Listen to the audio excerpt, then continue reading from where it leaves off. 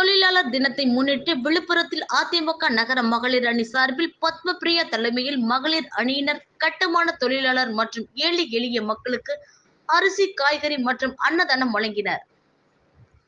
விழுப்புரம் அதிமுக மாவட்ட கழக செயலாளர், முன்னாள் அமைச்சரும் தற்போதைய MP CV சண்முகம் உத்தரவின் பேரில் மே 1ஆம் தேதி தொழிலாளர் தினத்தை ஒட்டி விழுப்புரத்தில் வடக்கு நகர மகளிர் அணி சார்பில் பத்மபிரியா தலைமையில் அதிமுக மகளிர் அணியினர் சென்னை திருக்கோவிலூர் சாலையில் உள்ள ஒரு கட்டுமான நிறுவனத்தில் பணிபுரியும் கட்டிட தொழிலாளர்களுக்கு அரிசி, காய்கறி மற்றும் அன்னதானம் வழங்கினர். இதேபோல் சாலை ஓரங்களில் பழங்கள், காய்கறிகள் விற்பவர்களுக்கும் அரிசி, காய்கறி, அன்னதானம் வழங்கினர். இதில் 100க்கும் மேற்பட்டவர்களுக்கு விழுப்புரம் வடக்கு நகர மகளிர் அணி சார்பில் அரிசி, காய்கறி, அன்னதானம் வழங்கப்பட்டது. இதில் மாவட்ட பிரதிநிதி பாக்கியலட்சுமி, இணை செயலாளர் அண்ணாமலை, துணை செயலாளர் கிருஷ்ணா மேரி மற்றும் பல்கிஸ் பானு உள்ளிட்ட ஏராளமான நிர்வாகிகள் கலந்து கொண்டனர்.